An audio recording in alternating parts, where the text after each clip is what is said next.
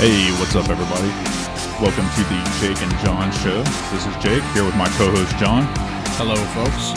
Today, we're going to talk a little bit about Donald Trump, since we didn't really talk about him too much last time, and a little bit about meditation and techniques for improving your perception. Here we go.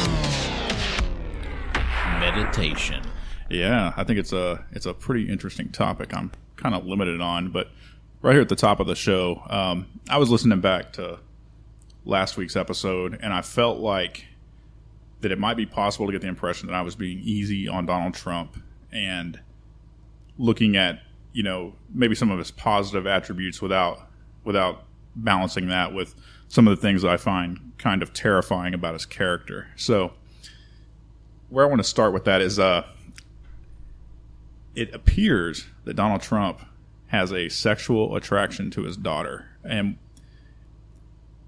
I don't say that lightly, because when I first saw a few things about it, I was skeptical. Because that's so extreme. It's not something that I just took as fact right out of the box. Because I saw an image of him where Ivanka's like 15, 16 years old, something like that. And it appears they're taking a photo on or right by a statue of two parrots having sex, which is kind of bizarre to begin with. But Donald Trump has his arm around Ivanka, like holding her hip, in a kind of, it looks sexual, right? And then she's got her hand on the side of his cheek, and she's like gazing into his eyes. It looks very sexual. It's, assuming it's totally innocent, it's probably the strangest image I've ever seen, and definitely in, I'd say, pretty bad taste.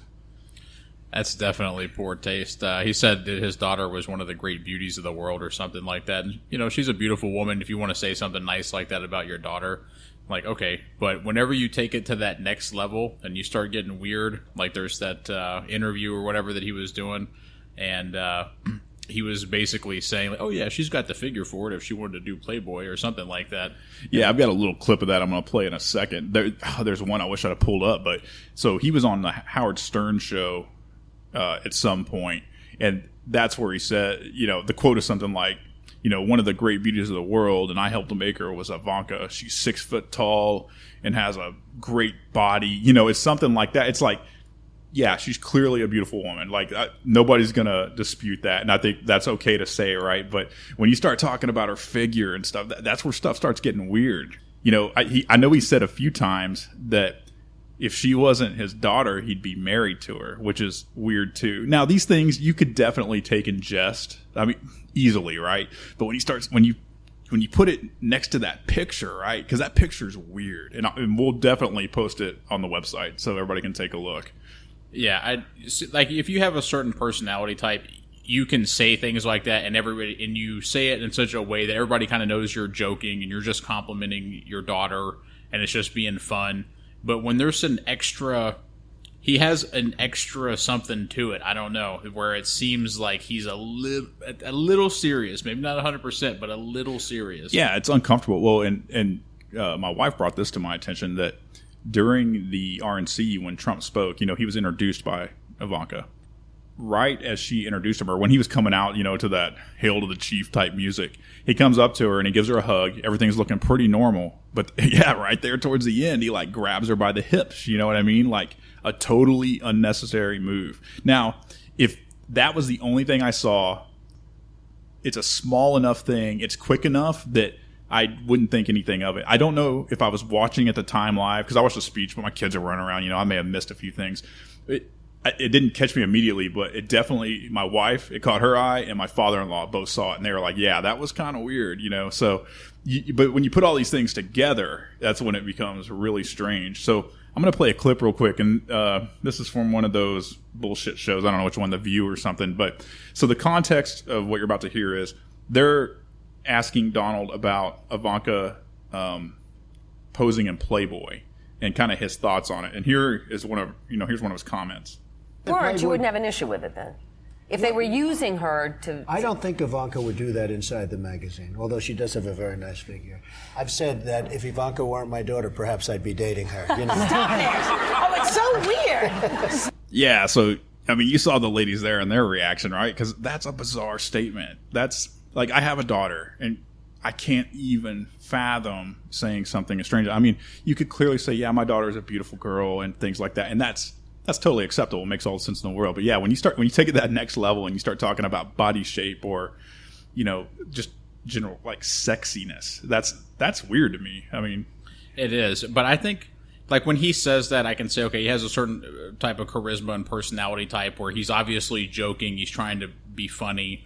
But the thing where it starts to get creepy is whenever you look at that picture and he's got the hand on the hip, or as you said at the RNC, whenever he put his hands on her hips. So when you have this combination, and that's just 2 incidents that we know of. Yeah. So when you have this combination together with the things that he said also, that's whenever, okay, this is starting to get kind of weird. This is uncomfortable. And let's make the picture a little bit bigger, right?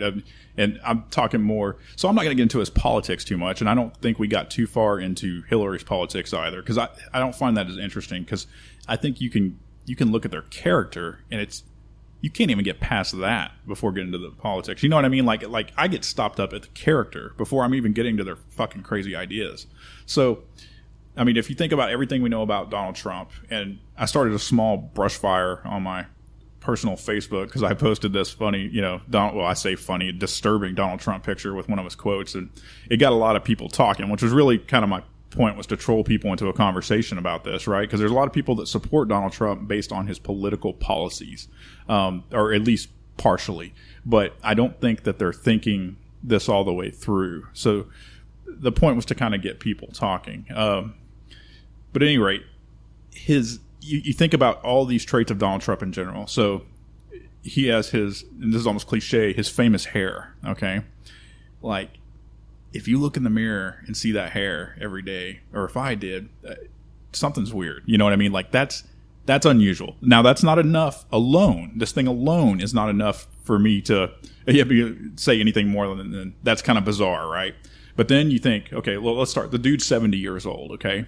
His skin is definitely like spray tan orange. And almost comically, not just a little bit, but this is extreme, right? And it looks like he does it with like quarters over his eyes, right? Because he's got these really bizarre reverse raccoon circles around his eyes. So you think about those 2 things. Okay, I'm starting to think, what does this dude think, or what's going on in his head?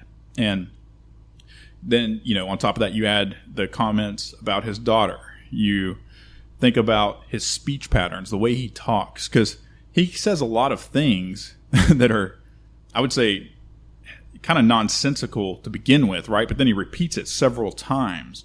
And he uses really a small vocabulary for some things. He'll say, this is the greatest people, and I'm going to find the greatest people, and we're the best, and make America great again. But, it's all kind of in this theme of really, kind of power words is what I'll call them, like great, powerful, this, that. But, he doesn't say a whole hell of a lot of substance. He just says, we're going to make that better.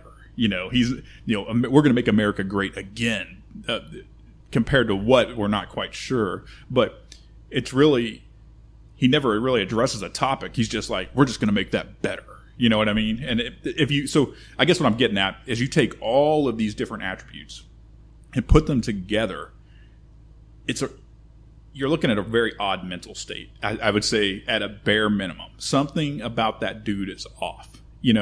It's not unusual for people, and not only that, but he has really high confidence, right? He's got a strong ego, obviously, and he's done very well in his life. But doing well, it appears, at least based on my experience, that doesn't necessarily mean you have talent of any sort if you're forceful, because there's enough people that will do things for a forceful person that it doesn't necessarily mean you're a great leader or you're good at anything other than having people do things on your behalf because you get them to, right? I mean, whether that's politely or impolitely, you're good at getting things done maybe, but that doesn't mean you're necessarily good at anything else. Here's the thing, though. So he inherited, if I read correctly, it was $200 or $250 million, or that was what the business was worth, whatever it was that his dad owned. Something in the millions, yeah. Yeah, was it like some type of real estate thing? I think that's what it was. I think he took a loan is what it was. He took a loan of some amount of money. It was definitely in the millions, or million or more from his father. And then through a series of, I guess, investments and real estate deals is, and some luck, I think, is how he kind of built his empire. Yeah, well, there's a lot of speculation too as to if he's actually worth $4 billion. So I don't think a lot of people actually believe that. Yeah, and that's a good point. So one of the things that kind of gets swept under the rug is, it's to the best of my knowledge, he still hasn't released his tax returns, and that's one of the things his primary opponents were kind of harping on. The Democrats have too. They're like, how come Donald Trump won't release his taxes? And his response that I've heard thus far has been something like, well, there's, my taxes are complicated because of my wealth and my ownership, things I own. So it would be silly of me to release tax returns that are currently being, looked at by lawyers and things, or basically saying I'm getting my taxes done right now. And it would be irresponsible of me to show you things that are incomplete. Yeah, so that in itself is suspect. As any time that you hear an excuse, here's the thing: if you want to be a public figure, if you want to be a president in this day and age with the internet and cell phones and cameras everywhere, you have to be more transparent. Because as soon as you start giving excuses on something like that, it shouldn't be that big of a deal. There's a problem. Yeah, I mean, we need to apply our biases equally to the candidates too, right? Like, because even if you're on the conservative side, if Hillary Clinton was coming out and saying, I'm not going to release my tax returns, I have no doubt in my mind that the conservative base would be just flying off the handle, like she's hiding something, you know what I mean? And we need just to apply that same standard to Donald Trump. Maybe there's not anything bad in there, I don't know, but it's definitely suspect when you look at all of the other things of his character. There's the weird things like the Trump University thing, where apparently his Trump University was kind of a scam and screwed over a lot of people. And admittedly, that's not something I know a ton about. But, there's all these little things. And I think it's important to look at that and understand his character. And if you look at him over time, he spent time with the Clintons for sure. He was close enough to him that they attended his wedding. These are powerful people. So that doesn't necessarily mean that they're great friends or anything. It may, for him, he's obviously like a status hog. So he could have been like, hey, I'm going to invite them to my wedding because it looks important. There could have been something like that. But, clearly they know each other beyond being political opponents, right? And he's definitely donated to her campaigns in the past. So you think about that, that's strange too. He's donated to her before, and she was at his wedding. There's pictures of, him and his wife, Melania, I'm going to say her name wrong, and then, Bill and Hillary, and they're sitting there all chummy, smiling. So there's kind of like this weird oligarchy thing going on where we might actually be seeing the people that are kind of running our government, right? They're like, for all I know, they got in a back room and they're like, hey, I have an idea. Let's run against each other because worst case, one of us wins. I know that's kind of conspiracy theory, but... Well, it's funny that you say that because I'm starting to see that on the internet more and more now, is that people believe that Trump is... One of the reasons is that he just doesn't care is because he doesn't even necessarily want to win. He's a plant to make sure that Hillary wins. That could be. I saw an article yesterday, and it had something to do with the RNC is preparing for Trump. Like, really, it said something like, he's so erratic, we're preparing for if he were to just drop out of the race, like at a really bizarre time now after he's already the nominee. Because, they're trying to get a plan B so they can scramble and get somebody else back in there because they think something's funny. Of course, the RNC is definitely like a fishy institution to begin with, just like the DNC. There's definitely dishonest and strange things happening inside these clubs, but it's interesting how far removed he is from the clubs that they're actually kind of stepping back and saying, hey, this dude could just throw us right off the rails. Yeah, I don't have faith in any of these people. I think they're all full of shit. Gary Stevens, Mitt Romney, Gary Stevens is the independent guy, right? Gary Johnson. Excuse me, Gary Johnson. Yeah. So, but everybody, they just have this aura about them of just being full of shit. Like if you have to say certain things and pretend to care about certain topics to get votes, I think that's a problem. Yeah, sure. It's kind of a lowest common denominator, right? I don't know, man. I don't want to vote for any of them. I don't like their, let's go back to character. I don't like their character. because it's not that I have a special talent for it, but you can probably, in a way, as well, when you meet someone for the first time, or even if it's somebody you've worked with in the past and you don't really hang out with them, but you're there at meetings with them or you have small interactions with them, you can get a pretty good judge of their character, and you can just like this spidey sense goes off. Like just the intuitive. Yeah, like this person is shady, and they might even be a huge piece of shit. Like something is off here about the way that they treat people or talk to people or talk behind people's backs. Like there's just these little key indicators or like creepy mannerisms. And so I'm looking for somebody with strong character if I'm going to vote. And I don't see it. I don't see an honest beacon of light out there anywhere. Yeah, I think you're right. Right now, I think that I probably will vote, and I'll probably vote for Gary Johnson. Only because, not that I believe he can get anything done, and not that I believe he can win even necessarily. At least, I don't think a third-party candidate could win right now, but I do, even though he's probably not as hardline libertarian as even I would like as far as, party platform, but I do feel like he's a reasonable human being. You know what I mean? Like, even if he is fake, and he has a reasonableness about him, a kind of down to earth.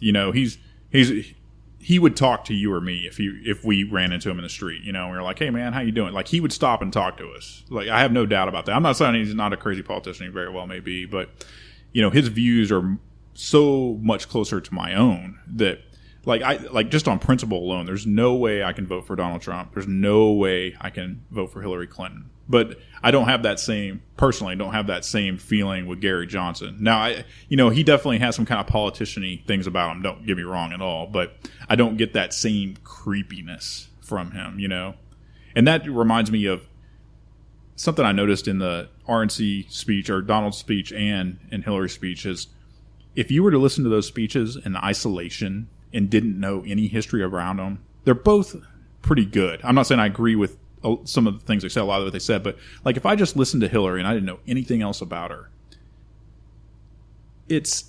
that speech itself isn't that bad, right? You detect the weird speech pattern she has for sure, that and you kind of get this is very rehearsed and inauthentic, but it wasn't so outrageous that it's crazy. But it's another thing where you look at all of these things in context and it starts to make sense. But I don't want to spend too much time on the politics. Did you have anything else you want to get on with that? No, I don't think so. I mean, we've talked about it already, and I think our stances are pretty clear on it. It's, in fact, I might even be burnt out on it to some degree, because everywhere you look, television, social media, it's just you're bombarded with politics, over and over and over again. So, but it was great to bring up the creepy Trump thing for sure, because that's something that needs to be talked about. Yeah, it's just so odd, and like I said, I want to make sure we have balanced reporting here. You know what I mean? Like I felt like what I said last time could be misconstrued as some kind of weird support for Trump on any level, and it certainly was not that. It's really we're just looking at things that we like about, or things that we think are interesting about what he's doing compared to the other candidates. Definitely not any kind of endorsement or support at all. Yeah, for sure, man. So, but yeah, I think what we wanted to talk about today was a little more cerebral, a bit meditation, and we even talked about probably bringing up some sleep paralysis issues that I've actually had that were real. I didn't think they were real when I heard about them many years ago, but it's a very real thing, and it's super fucking strange. But let's start it off on meditation. So you've actually kind of begun your journey recently into meditation, and if I'm not mistaken, you bought a book on it, right? To just kind of give you a general idea of how to start, or like a starting point, basically. Yeah. So, I've kind of been interested in it for several years for different reasons, because I've heard people talk about it in terms of kind of relieving stress, in terms of some people claim to have like a psychedelic experience. I mean, you hear all these things, but for me, for the most part, it's a way to just kind of quiet the mind for a little while. Like that idea sounds very intriguing to me sometimes, because we all have crazy lives, and I always think if I can just sit down and quiet this thing down a little bit, that would really do a lot for just my whole psyche. So I'm starting at ground zero. And when I say ground zero, I mean, I know just about nothing. I know that Buddhist monks meditate. I know that, some of my more hippie yoga doing friends meditate, but I don't really know a whole lot about it beyond what I've just recently been studying. So I bought a book, and hopefully I'm not messing up the title, but I think it's called 8-Minute Meditation. And as corny as it sounds, I think one of the taglines on it is the most American form of meditation yet. But as I got to reading the book, and so it's broken up into weeks, right? So basically they kind of give you a concept of what meditation is. And then each week they have you try different methods to achieve meditation. And I don't want to give away too much from the book, but the first week I think is pretty standard. It's basically trying to meditate for 8 minutes. That's kind of the concept of the book. And try to practice these exercises of keeping your mind focused. So as an example, it's pay attention to the way you're breathing, and when you breathe, where do you notice your breath? Do you notice it in your chest? Do you notice it like the air coming out of your nose? And then you focus on that. Then try and focus on that alone, right? Just kind of let everything else go. Focus on that one spot where you feel your breath, and then try and do that for 8 minutes. That's kind of the goal. But as it talks about, that's a little more difficult. It's a lot more difficult than it sounds, right? Because you're thinking, am I doing this right? Like as soon as you start thinking things like that, you're already outside the scope of it, right? So what you're supposed to do is kind of gently bring your attention back to this focus point, whatever that is. I think some people use like the flame on a candle. Some people use all these different things. Some people use like a mantra. They'll say like, this is going to be stupid, but I want to love more or something like that. And they try and focus on this mantra without, straying from that too much, and just kind of keep their mind focused there. So anyway, I guess my first experience with it is I went and got a kitchen chair because it says to sit up on a chair. I guess you can do it sleeping, but you're at risk of falling asleep if you get too comfortable, right? So I went and got a chair, sat down, and it was actually, I think I did a lot better than I was expecting. I think it's still kind of one of those subjective things that I'm learning about, but I was able to kind of focus, and it seemed like, I remember having to go back a few times. Like my mind would start to wander, and I'd be like, okay, let's, just refocus on the breath. And I happened to notice it like when the air came out of my nose. That's kind of like the area I was focusing on. So the next thing I knew, though, 8 minutes had passed. Because when I first went into it, I was like, man, I wonder if this is going to be like the longest 8 minutes ever. But it really wasn't, because I just set the alarm on my phone, and it felt like a minute. It was really strange, which leads me to believe that maybe I'm doing something right, but I've still got like a long way to go. But anyway, yeah, that's kind of where I'm at. I'll put a link to the book on the blog so people can take a look if they want. But like I said, this is kind of like meditation for dummies, in my opinion. Like I'm starting at ground zero, so I'd love to hear any experiences people have had or any advice. But anyway, have you ever tried anything with meditation? Yeah, I've tried it several times. There was a period a few years ago where I was really into the idea of it, but I was having trouble learning how to do it properly, because I would sit there, and I tried the mantra method as well, like, saying something repetitive, a positive word or a sentence or something like that. And I just never really got into that. I don't even know if that would be the right way to put it, like a flow state, basically, where you're tuning everything else out around you, and it's so hard to explain, like when you're an amateur, it's like you're trying to live in the moment in your mind, but there's nothing there. And because of that, that's supposed to relieve the stress and to cause this form of relaxation in the state of Zen, I guess, right? Yeah. But I could just never really get there. But I have had one or two times that I can remember to where for a very short period of time, it was just like complete silence and peace. Yeah. But the thing is it was more of a state of nothingness. So I wasn't really gaining anything. I mean, you're getting all that negative energy out of you, and that in itself can be uplifting. But I wasn't receiving anything. I was just getting rid of things.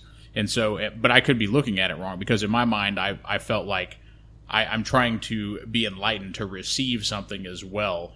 Some type of coded message that just makes sense, but I can't articulate it with words. So, but I just never really got to that state. So, but you said that for the 8 minutes felt like 1 minute, right? Yeah, it felt like it was really quick. Now, like you're saying, I don't think that I was receiving anything. Okay, I think that I may have been successful in my focus. So like I said, and I haven't even got to the later chapters of this book. So some of the other methods may be something like mantra, or I don't even know, staring at a candle flame. I don't know yet, but I felt like I was successful in focus for short periods of time. Like I said, there was definitely times I drifted off and came back to it, but I feel like that's the first step. I feel like I may be successful in the first step, because I've heard and read, I think in the book even, they talk about people, because I was thinking, man, I've got to be in like total isolation to do this. It has to be total quiet. But they talk about people like screaming kids or chaos around them can like basically hone their focus and kind of drown that out, but based on their focus, which to me is pretty interesting too. And it seems plausible, because there's times when my kids are both yelling and I'm able to, it's definitely not meditation, but I can block them out almost out of necessity, because I'm trying to like read the back of a label or something like that. You know what I mean? And I think the concept's the same, is that you just get focused on this one thing, so the other things you're not giving them any attention, so they kind of fade out. Yeah, see, it's funny because it's like it's the screaming kids thing. You see it all the time on airplanes and restaurants, and it's almost like as soon as they start screaming, it's a trigger to that parent who doesn't discipline them or just completely ignores them, regardless of it's like affecting the social situation. Like other people are trying to enjoy themselves. I'm not comparing that to you reading a label, obviously. Yeah, sure. But what I'm saying is like it's almost like bad parenting in a sense, where they just let their kids like scream and just go crazy, and they just ignore them, and everybody else is like, holy fuck. Like everybody wants to be a good person, like, oh, they're just kids, but deep inside they're like, shut the fuck up. Yeah, it's weird how my perception has changed on that over the years, but before I had kids, like that's kind of, I was the shut the fuck up guy, right? Like, but now that I have kids, I'm more tolerant, because I know that if you listen to that all day, or like, I shouldn't say all day, but even for several hours, if you got screaming kids, like they're upset or sick or something, that you can be at a point where you're so frazzled that you almost have to kind of check out a little bit just for sanity, because you're so, like, I know we were driving back from Dallas one time, and both kids were screaming for like the last hour home, and we were like, man, we just got to pull over and eat when we were almost back home, right? And so we went and sat inside like a Jack in the Box or something. I just remember we were like so frazzled that we were just like mind mush. You know what I mean? So it was almost just for sanity's sake. You had to kind of drown some of it out. Right, yeah. No, I can see that. See, it's not really fair for me to make any type of serious comment on it, because I don't have any children. So, I obviously I was joking. I don't want to piss. Oh, no, not off, at all. Yeah. But yeah, I think in a sense it almost is like a trigger, and I don't know, like you said, it's not necessarily a state of meditation, but in its own way, it's like a state of zen. Like you just like your body forces you to escape for a short period of time just so you can maintain your sanity. Yeah, I think it's almost like a natural response, and I think meditation, getting back to meditation, is a way to have that response on purpose, without external triggers. It's you using your own thoughts, your own mind, and intentionally kind of entering that state of intense focus where you're drowning everything else out around you. Yeah, and so this is I used the term flow state earlier, and you've heard that before, right? Like in athletics, a player who is in the zone, basically. Yeah. And they're just doing everything perfect, and it seems effortless, and their athletic movements are beautiful and precise, and it makes me wonder if there's how it's no athlete can do that every time. They can't, not Michael Jordan, no one. They can't just capture that flow state every single time. Right. So how do you do that? How do you master the flow state so that, because think about it, it's like that movie, what's that guy's name? Bradley Cooper, he takes the pill, Limitless. It's sort of like he's in a flow state at all times because he's learning, 10,000 times faster than normal. He speaks all these languages and starts making a bunch of money and all that. How can you figure out how to continuously be in that flow state? That's interesting, and I've thought about that before. And I'm going to throw something kind of odd out there is with, when you talk about flow state or being in the zone all the time, I'm not sure it's good to be able to do that on command or be able to do it all the time. And the only reason I say that is I think if that happens and it becomes like a norm, that it might lose what's special about it, right? Like, does that make sense? That makes perfect sense. Yeah, it's there's no more magic moments. If you have, let's go back to like athletes. If every single athlete is able to learn to trigger that flow state and everybody's just playing perfectly, there's not that magic game back in '67, and there's no great stories like that because it's all the time. Yeah, definitely. That can apply to anything besides, not just athletics, but business, anything. Like that guy was on that day, he made the deal, but now he's making the fucking deal every single day, so it just gets old. Yeah, I think some people are definitely better than others, because there's people that do this on all different levels of extremity. Like there's some people that are camped out in caves for large amounts of time to be one with themselves, to meditate and things like that, which is a whole different experience than, or well, I say whole, it's maybe they are actually that good at it that they can have this flow state where they actually drop. Because you hear about people that are sitting there for hours and hours and hours and hours, and if you think about that, how difficult that would be to keep your mind focused on just some single thing, or to quiet your mind enough to where you can sit in like this meditative position for even like 2 hours at a time. If you think about how difficult that could be. So maybe it's, they say it's kind of like a learned skill too. So maybe you can get to at least some state of meditation reliably, right? Like, but there might be different levels, because you talk about people who have these psychedelic, and I know this is getting kind of far, maybe even to some woo-woo, I don't know, but you get these people that talk about they get into these like psychedelic states, or they're able to treat it like a lucid dream type situation. Maybe that's the point, right? Maybe you get to this focused state, and then you're able to manipulate inside of that state and maybe learn things that way or experience things that way. But that's so far beyond my skill level at this point. Like it seems almost unattainable right now. But that to me is the interesting mystery. Like because just calming yourself and relieving stress is one thing, but if you can actually like unlock something new, which I think it sounds like more like what you were trying to do, how cool is that? I mean, that alone is an interesting enough thing that I would be willing to pursue it for probably a long period of time just to see if it was possible. Yeah, it would be amazing to be able to get into it and to understand it and to make it work for you. And now that we're talking about it, I want to try it again. I kind of gave up on it, not because I thought it was bullshit, because obviously if you meet people or you see people online and it seems to obviously be working for them. So I'm not saying it's bullshit, but I just felt like for me, I was like, it's just not working. It's not cutting it. But it's worth looking into again, because if you can reach those states of, if nothing else, like you're not receiving anything, but you're just getting rid of all the fucking bullshit in your mind, all the stress and self-doubt, or all the criticism, the harsh criticism you give yourself, and just get rid of that. Surely it has to be a massive stress reducer. It could probably make you live longer, honestly. I mean, surely it could. And to make it a part of your daily routine to do that. Yeah. So the book that I have, it talks about it in terms of being a learned behavior too. So I think you can expect to be unsuccessful for a period of time, at least to getting to a probably what you say, like a proper meditative state. I think it's something that you have to just continuously work at, and it's one of those things that just gets better over time. Because you think about it, like right now, I can probably properly meditate maybe for, it might even be just like seconds at a time. But if you think about that, maybe 6 months down the road, if I can actually meditate for a few solid minutes, that's really a huge success. But it's just going to take a lot of patience and dedication to actually see where you can take that. Yeah, I think something I have been looking into for the past couple of years, it's positive self-talk. And I think everybody goes through this. If things aren't going well in your life, even if it's only for a few days or in some cases for many years at a time, is these thoughts go through your head of, I'm not good enough, I'm stupid, I'm a piece of shit.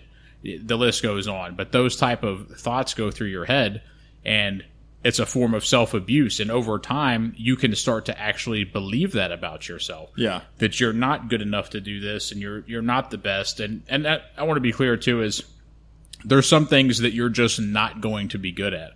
That doesn't mean you're a terrible person. Like right now, I can't just go play in the NFL. It's never going to happen. Right. So that's not what I'm talking about. But just daily activities. If you fuck something up at work, or you consistently miss paying a bill, not because you want to, but you just keep forgetting.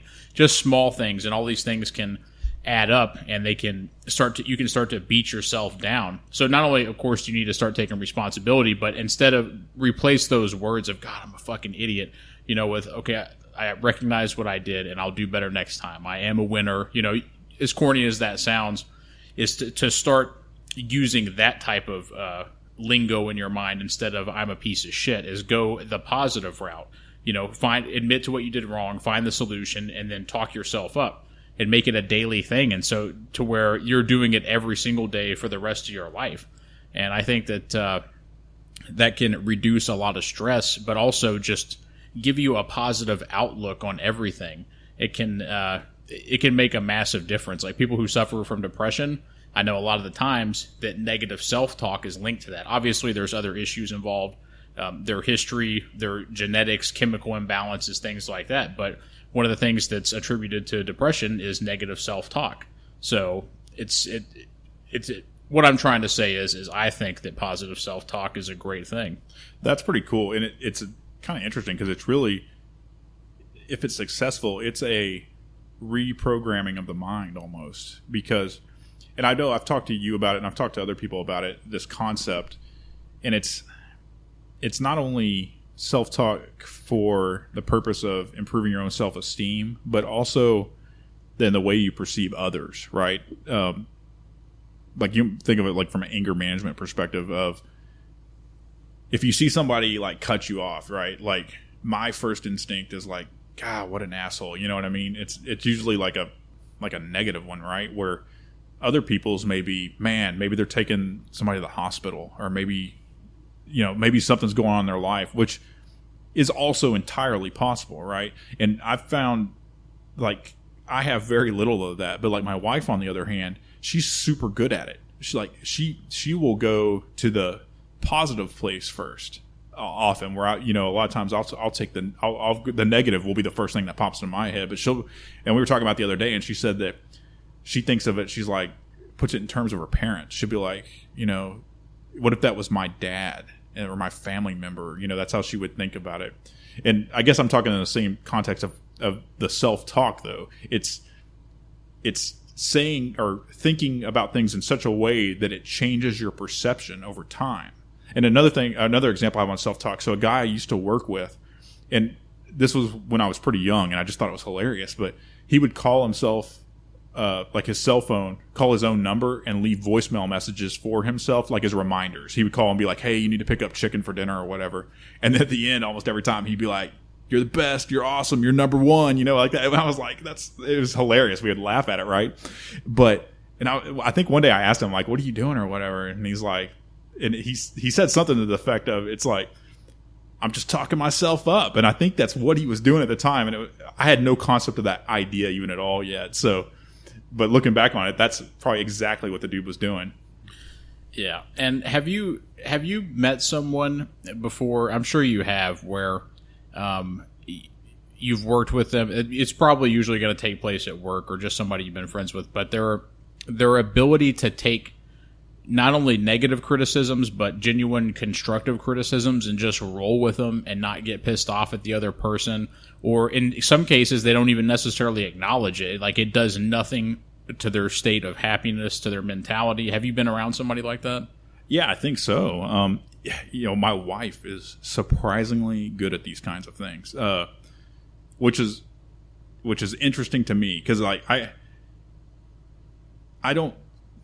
think that I'm good at that sometimes, but it's not even kind of the same level, right? Like, she's very good at not only receiving like constructive criticism and taking it in a positive way, but she's also good at giving it, right? And I don't know if that quality is strong in me or not. And it's one that I kind of wish that I had, and that I was able to, like if I'm given criticism, I think I can do it to some level, but I don't know that I can articulate it every time in such a way that I'm both being 100% totally honest with the situation, because sometimes, because it's usually the criticism, the things that are harder to say, I guess is probably where I struggle with some of that. Like if it's a harsher criticism, but you see often, and that when it's done with just truth and without the negative back emotion, it's really effective. And I'm not saying I don't do it at all ever. That's not true either. But there's definitely people that are a lot better at it.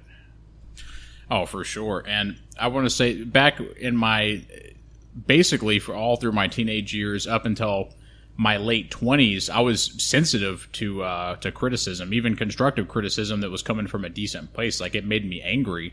Like, how dare this person try to tell me what to do or how to do something? And but that I had to make a change because it was a necessity for my job. I was an aircraft mechanic for 9 years, and the first 4 of those years was when I was in the military. And I would you're in the military, you get criticized all the time. Like, sometimes you get used to it and you're like, I don't give a fuck, whatever. Yeah. But sometimes you don't, and sometimes it's unjust criticism, or they're not considering all the facts, things like that. But then I became a civilian employee, and then so part of my job, this was after I got out of the Air Force, was to train the new airmen that came in. And so this is my first time, genuinely being put in that position. And so I had to figure out pretty quickly how to talk to these guys and give them criticism so that they're better at their job without pissing them off or without coming off like an asshole. Because there's a certain type of personality to where it's like they only are responsive if you're very direct and even sometimes yelling. Maybe they grew up in a crazy house like that. Yeah. But that's not my style.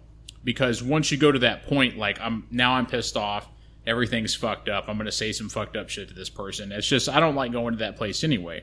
So for me, one of the easiest ways to give someone criticism and to relate to them is to admit my own failures to them first before I give the criticism. So like, oh, he's like me. He fucked up once too. So now I can trust him. I can connect with him. So like, for example, if I'm showing a new guy how to do like a basic sheet metal patch, I'd be like, oh man, yeah, you have to draw it out this way. You have to put a hole here. You have to do this, whatever.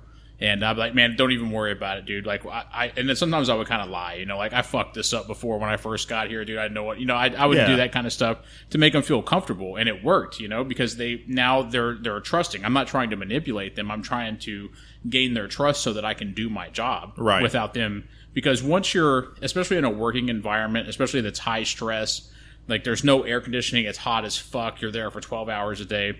Like, you don't need all this extra fucking yelling and screaming and harsh criticism. You need to get the job done. Yeah. And so I think that's a really effective tactic, is to admit your own failures and to show that you've got your ego under control. I think a lot of people respect that. A stupid person or a super asshole will probably see that as a weakness. But I think that most people respond really well to that. Yeah. I don't think you can cater to the extremes. You have to do what works for the reasonable person, what works in a rational situation. And now that you say that, I think that's probably one of the things I'm better at, is I'm good at kind of like the initial self-deprecation to kind of set the stage. And not only that, but you can take the edge off sometimes. Like, I know in my line of work, sometimes you can do things that are highly visible in kind of high pressure situations if they're messed up. And I think it's often good to go in and go ahead and do something like that, right? Is go ahead and do something like self-deprecating, like admit that you've made the mistake before, because it kind of takes the tension down, first of all. Because when people are really tense, they're probably not going to do their best anyway, because they're not focused on the task. They're so concerned about what happened or the what's wrong. So if you can go in and kind of take that down a level and then say what you have to say, and then do it in a respectful way, so at the end of the conversation the respect's there, you know what I mean? Like, nobody feels like they just got brutally attacked. It was just an honest conversation, and it was rational, and you kind of go on with your day. And I think to add to that is to not only do that, but also is give them a little space too. and just give them a general time frame. I mean, there may be certain tasks or jobs where it has to be done, literally in 30 seconds, or it has to be done exactly in 3 hours. Yeah. But if it's not that type of situation, is give them a little freedom to move and to think, and kind of watch them and let them make their own mistakes and correct their own mistakes. Because a lot of times, when you do something wrong and you're just kind of figuring it out on your own, it helps. Like, it's like this pyramid. Like, you start at the bottom, and the bottom is the shittiest place, right? Like, this is where all the mistakes are coming. But as you climb the pyramid and it comes into this peak, like, you reach perfection because you're at the smallest point there where there's no room for mistakes. You're just doing everything right. Yeah. But a lot of the times you need to make those mistakes for yourself so you can understand why something isn't working. And this isn't just related to work. This can be relationships. This can be anything in life. Is sometimes you need to figure out for yourself why something doesn't work. Because when someone explains it to you, in your mind, you're like, well, maybe that's from his perspective, or he has these other issues going on that made that mistake happen. So I think it's good to let people make mistakes for themselves, and as long as it's not dangerous, obviously, or going to cost you a shitload of money, but just let them try to enter their own flow state too. And so maybe okay, this is wrong.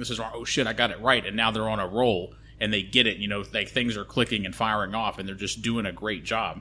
Yeah, because I guess you're right. There's a huge difference between learning how to do something because you're told to do it or out of a book, and then learning how to do something, seeing the mistakes, and then fully comprehending why you're doing it like you're doing it. Because if you've seen the mistake, you've now seen kind of the entire scope of whatever it is you're doing, and you understand why you made the mistake in the first place and why it's important to do it the other way so that doesn't happen again. Well, let's take you, for example. You've been in we won't say your specific job title, but in the computer world, like software, networking, coding, all these different things. And surely you've made thousands of mistakes along the way. But, I mean, you could probably honestly say that those mistakes have made you much better at what you do. Yeah, you definitely learn from it. I mean, as long as you can keep from making a mistake that gets you fired, and if you work with cool people or reasonable people, that probably won't happen unless you just make a really catastrophic error, right? But yeah, I've definitely made highly visible errors on multiple occasions, and because as you start giving responsibility for more and more critical aspects of things, the probability of that mistake having a high impact gets higher, right? So yeah, I've made tons of those. So it's that's what I was saying earlier. So when I'm talking to especially people at work, if I can easily come up with a scenario where I'm like, yeah, dude, I botched this pretty bad, and was able to recover from it. So just calm down a little bit. It's gonna be cool. We'll figure it out, and then we'll move on with our day. That's one of the great things about failure too. Is not only is it's a great lesson, obviously, but the negative emotions that you feel from that failure, embarrassment and shame, and I guess those would probably, for me, that would probably be the two main emotions, because I want to do a good job. I want to be a hard worker. I want people to respect me. I'm not trying to step on people to get ahead or anything like that, but I want to do a great job, because then when I go home, I feel fucking awesome. I feel like I earned my free time, my chill time, and so I want to learn from my mistakes. Yeah, for sure. And so I want to take this same concept we're talking about and go back a little bit to where we were talking about positive self-talk, because this is something I'm genuinely interested in as a practice to integrate into my life. So like, I know you've talked about it. So I mean, have you had good success with that method? And when I say that, maybe like you perceive something as negative, but then you've actively thought about a new way of perceiving it each time, where you actually kind of take a step back, when something happens, and kind of run it through a new filter, and then over time, does that become a kind of like standard mode of operation, or is it still kind of like a forced measure every time? Yeah, I think that is a real thing, and I think that it starts with objective thinking.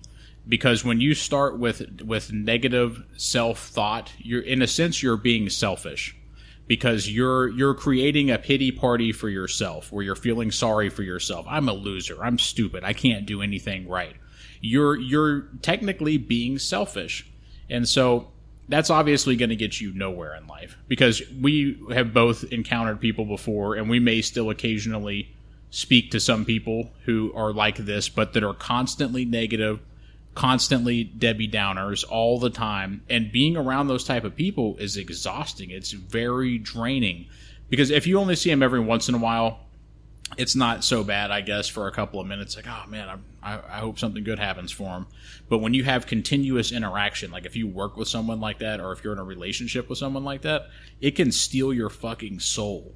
Because no matter what you say to that person, no matter how much encouragement you give them, they'll be like, yeah, that's true, but... And then they just continue to beat themselves up. Yeah, just rain down with the negative. And, you know, that's what's interesting about it. So, like, from a self-esteem perspective, and I'm very grateful for this, I don't know that I've ever had that. I've never personally had huge bouts of depression where I felt badly about myself, if I'm saying that right. Like, I've never had them where I felt really down on myself. That just hasn't been my experience, right? Like, my experience has been more like, it's been more focused on the outside world. Because my instinct, and I think this is a good quality sometimes for understanding things, because I consider myself to be pretty logical. So my first instinct when I hear something is to rip it apart and to understand the components of it. And you've known me a long time. This applies to a lot of parts of my life. Whether this is a physical object or this is an idea or whatever, is I don't really get interested in the top level of it immediately necessarily. Is like my first instinct is to go in and rip apart this idea and understand how it got there. And I've read about this, referred to as like a negative process, but I find the part that I want to improve is where this comes into interactions with people.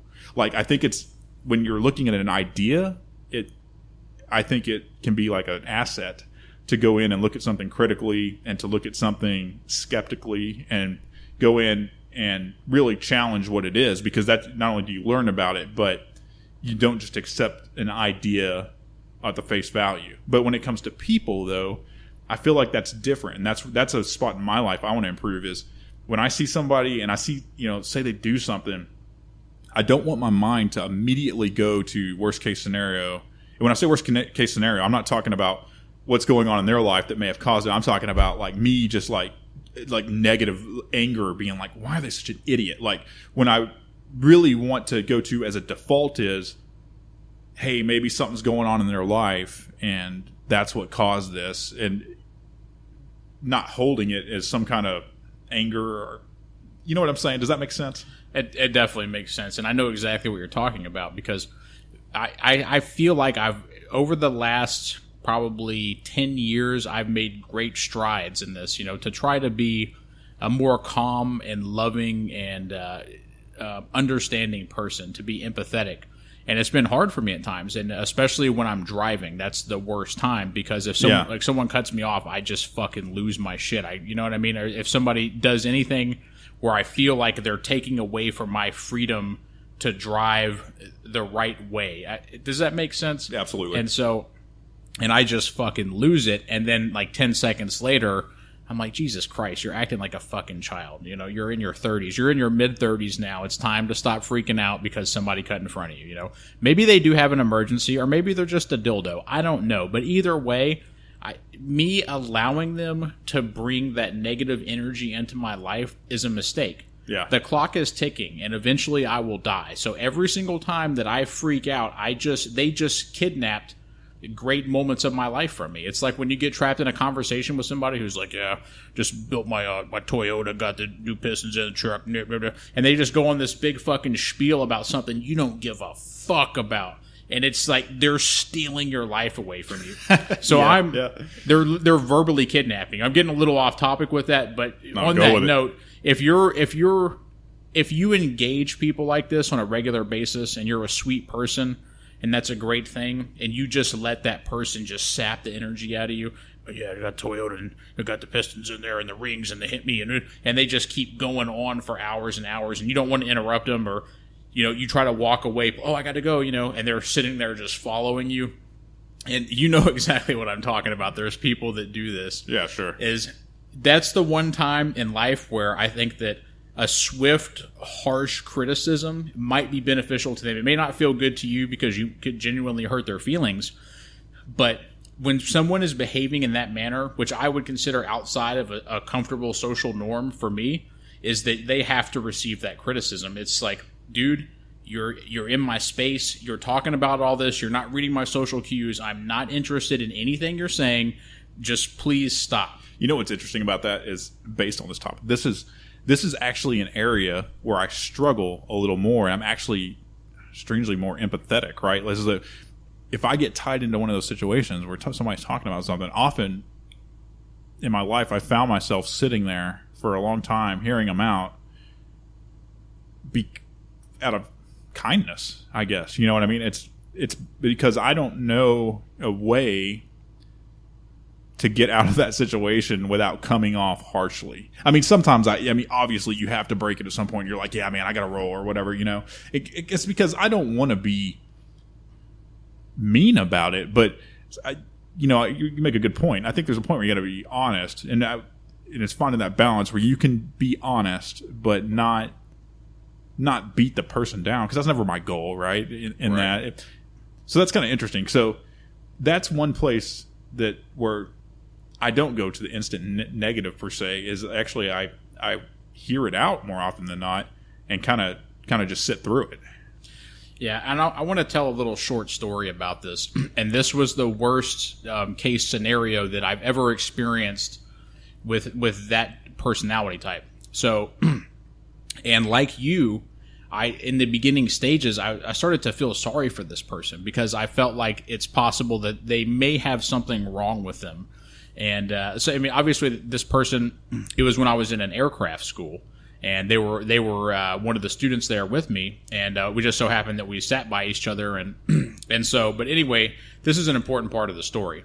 So when I was sent out there, I had my rental car paid for me by the government, and so I had a car.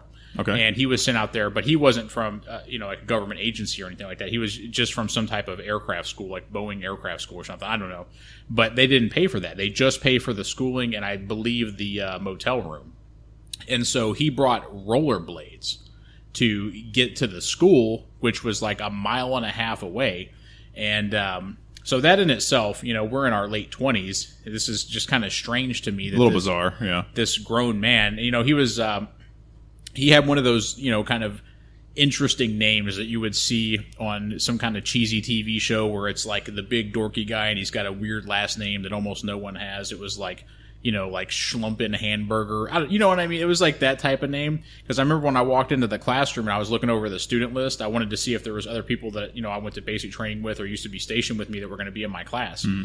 And then I saw his name on there and I was like, this dude's name is Michael Van Hergenberger or something like that. I was was he foreign? Was it like a cultural thing? No, he was obviously born in America and raised here, but he just had like that last name. Yeah, just one of those crazy last names. And so, to give you a picture of him, he was like 6 or 6'1", and he had like one of those really kind of big red curly afros. And it was like, he was a white guy, like I don't know if he was Irish or whatever it was, but it was like he's just like a guy you notice. He stands out because you don't see that very often. And so, excuse me. So anyway, I'm in class with this guy. And, between lessons and breaks, we'll talk sometimes. And he's telling me about StarCraft and video games and how the StarCraft players are athletes because their heart rates get increased to like a certain level for like an hour because of the intensity of the gameplay. He's like telling me all this stuff. And in a sense, it's kind of interesting to me because I like video games. But at the same time, it sort of just seems full of shit. I don't know. I think this guy is just being weird. And so anyway, I was, like you were saying earlier, I felt like I was being kind. I didn't dislike this person. I wished them no harm at all. But at the same time, it was kind of taxing on me to be around him. But I got trapped in a situation where he would ask me, hey, can you take me to lunch? I got my rollerblades. And I'm like, yeah, dude, I'm not going to make you fucking rollerblade to fucking, what is it called? In-N-Out Burger? Because that's where we went most of the time. And so I took him there.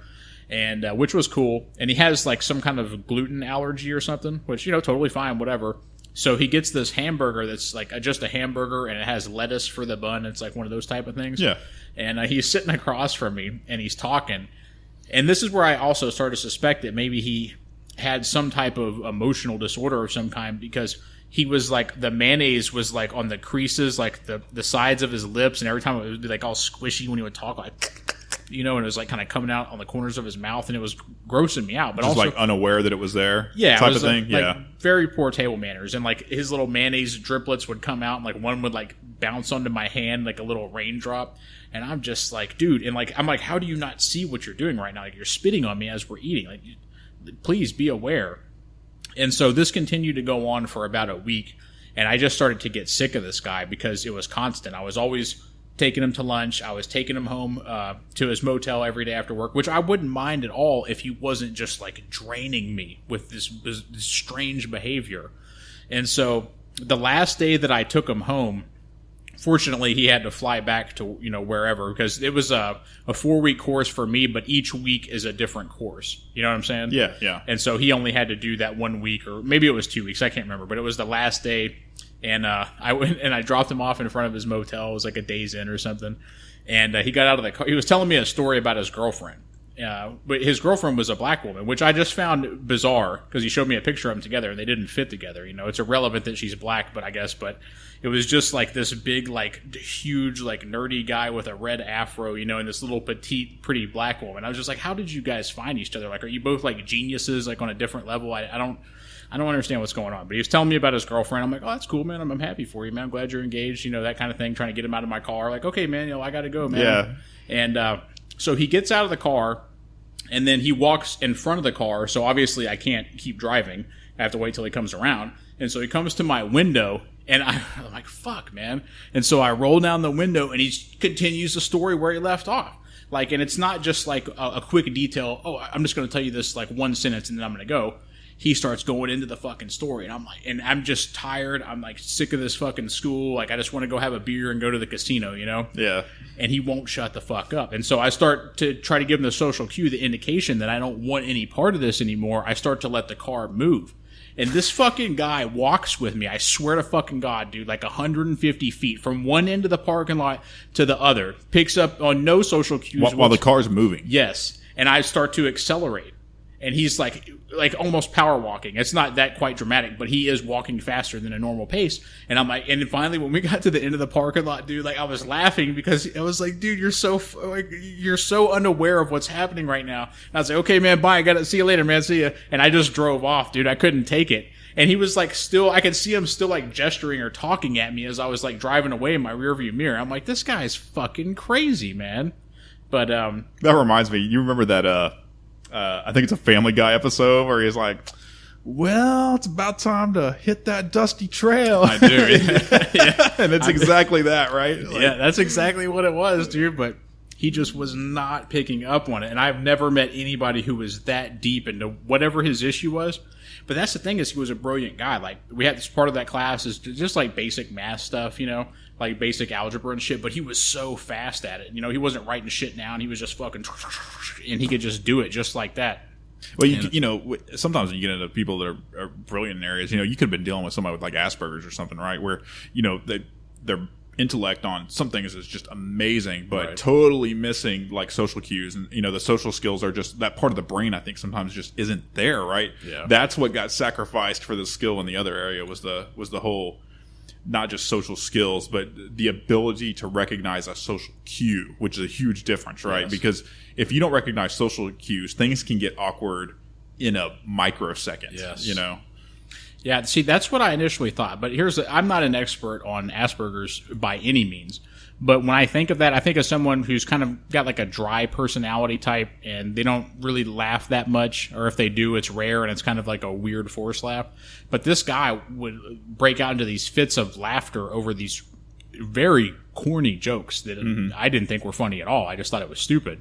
And so that's where I was like, well, I don't know if he has Asperger's, but at the same time, there could be multiple forms of it or different behavior patterns, or I just don't know shit about it. Yeah, I mean, it could totally be like a conditioning thing just from the way he was raised. That, yeah, I mean, if you're raised around people that have like no respect for boundaries or social cues, and you just simply did not learn them at an early age, I don't know if you develop that later, or maybe you do it at a very slow rate.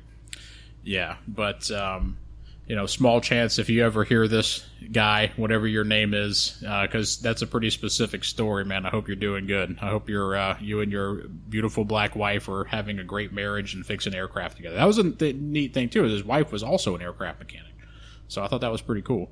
But yeah, I mean, that's good stuff. So we're a little bit over an hour now, and we didn't even get to touch on the sleep paralysis yet. And I think we still have a lot of area to explore in meditation as we learn more about this, and it just these thought experiments and things in general. So I expect we'll probably have a lot more discussion around this, but I think we should probably go ahead and wrap this one up and kind of save those for next time. But I think we've had a successful second episode. Is there anything else you want to add before we kind of jump out?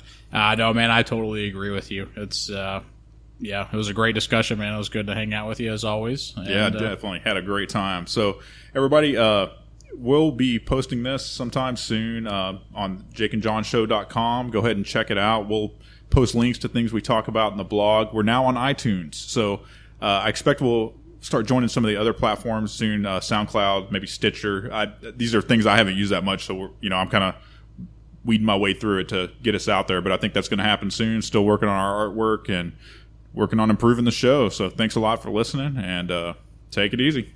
Yeah, thanks for listening, and I'm so glad my brother is a computer and technologist, a whiz at all this shit. It makes it so much easier. But yeah, that's it, man. We're out. Cool. See you next week.